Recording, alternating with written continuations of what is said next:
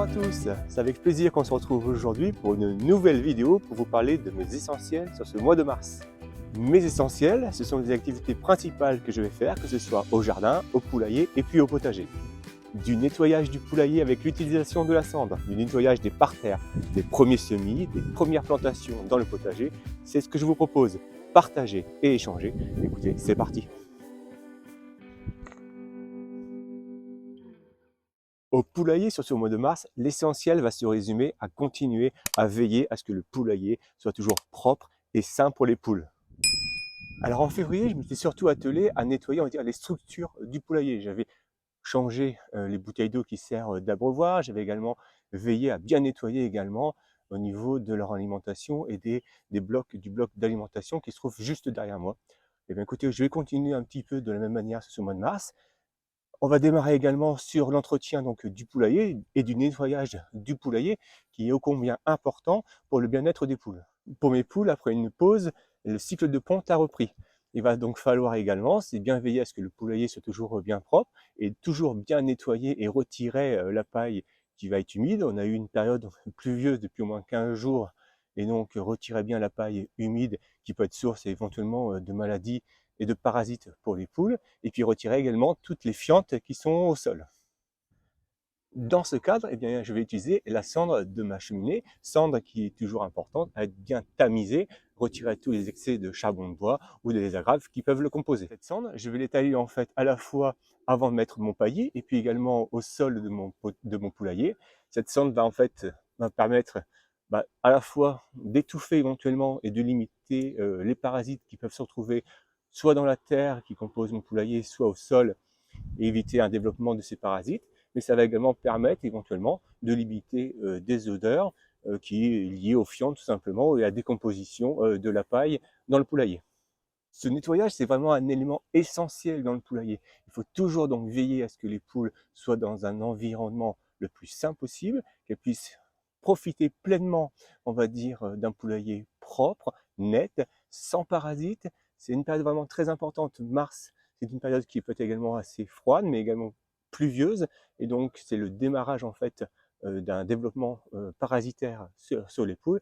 Et donc, c'est très important de veiller à avoir un environnement sain le plus propre possible pour les poulaillers et puis pour les poules. Sur le jardin d'ornement, c'est vraiment le démarrage du printemps. On voit que les bulbes commencent à sortir, les fleurs commencent à arriver. Et donc la première tâche et ma tâche essentielle au niveau du jardin d'ornement, ce sera le nettoyage des parterres. Les activités principales sera de couper déjà tout ce qui est fané, les branches mortes, remettre du paillis là où il va en manquer, parce que dans le jardin d'ornement, c'est aussi important de pailler son sol. Et puis on va pouvoir commencer à s'atteler véritablement à la taille des rosiers. Pour faire simple, sur la taille des rosiers, on va commencer déjà par une taille de nettoyage. On va retirer toutes les branches mortes, les branches cassées, les branches malades. On va retirer toutes les branches qui vont vers le rosier, puisqu'on va favoriser, on va essayer de favoriser que le rosier puisse bénéficier d'un ensoleillement maximal pour pouvoir faire une belle fructification. Et puis la seconde taille, ce sera une taille de fructification. La taille de fructification, c'est de tailler en fait le rosier au démarrage d'un œil qui part vers l'extérieur. Alors il y a une taille, on va dire académique, c'est à partir du troisième œil.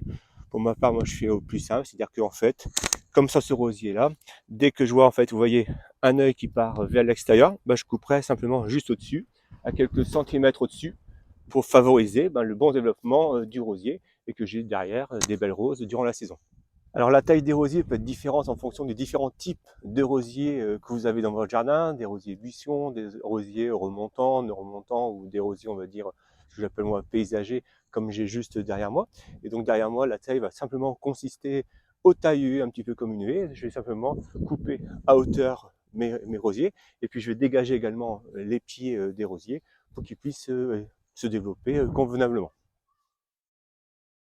Au potager, sur ce mois de mars, je vais pouvoir commencer les premières plantations. J'ai commencé par préparer mes structures pour mettre les pois, mange-tout et pois grains ronds que j'ai semés en intérieur sur ce mois de février. Et donc je vais pouvoir les installer à partir de la mi-mars dans mon potager. Autre plantation également sur ce mois de mars, ce sera l'ail, les oignons et puis les échalotes. Et puis pour la première année, d'habitude je démarre un peu plus tard, je vais faire une plantation de pommes de terre avec un objectif, c'est d'avoir des pommes de terre primeurs dès le mois de juin. Autre activité au potager sur ce mois de mars, je m'attelle également à limiter l'invasion des limaces qui ne manqueront pas inévitablement d'attaquer mes jeunes plants une fois mis en place dans le potager. Pour limiter l'invasion des limaces, j'ai des pièges à bière, mais les pièges à bière, c'est toujours le vaste débat. Est-ce que ça véritablement limite les limaces ou est-ce que ça va plutôt les attirer? Et ça, j'ai pas, pour vous dire la vérité, j'ai pas la réponse à cette question. Donc ce que je fais, c'est que j'apporte moi tout simplement un piège avec des tuiles. Ces tuiles en fait servent d'abri aux limaces la journée et donc en fait je relève, on va dire, plusieurs fois dans la semaine ces pièges. Alors ça peut être des tuiles, ça peut être des planches de bois. Et véritablement, je constate un nombre important de limaces. Alors ces limaces ensuite, je les apporte tout simplement à mes poules qui en font leur affaire. Et puis troisième essentiel sur mon potager, c'est le développement encore des semis que je fais en intérieur. Et pour le coup là, ce sera véritablement les semis de tomates. Pour les semis de tomates, donc j'ai plusieurs variétés cette année à mettre en place. Donc moi j'utilise, on va dire, en gros la règle des 15. En gros, je vais commencer mes semis le 15 mars de mes tomates avec un rempotage dans des godets en gros le 15 avril pour une plantation dans le potager vers le 15 mai.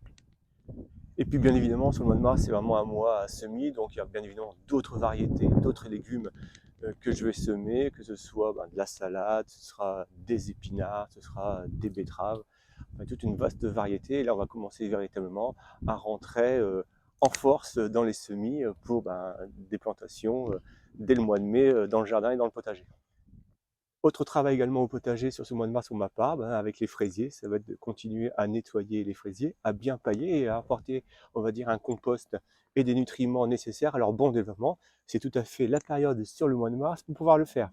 Quand on parle de compost, on va pouvoir également apporter un compostage de surface dans nos parterres. En gros, on parle de compostage de surface pour que les nutriments puissent bien être absorbés par les micro-organismes qui composent le sol.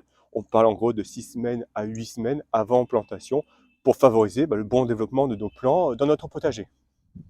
Et bien voilà, donc pas mal d'essentiels pour ma part sur ce mois de mars. Je ne manquerai pas dans de prochaines vidéos vous montrer un petit peu les plantations que je vais pouvoir faire au potager et puis le développement des semis que je fais actuellement. J'espère en tout cas que cette vidéo vous a plu. Dites-moi vous dans les commentaires quels sont vos essentiels sur le mois de mars qui pourra nourrir également ma réflexion et partager tous ensemble éventuellement les activités de chacun au potager, au jardin et puis au poulailler sur ce mois de mars. J'espère en tout cas que cette vidéo vous aura plu. Et puis moi, je vous dis à plus dans de prochaines vidéos. Allez, ciao, bye!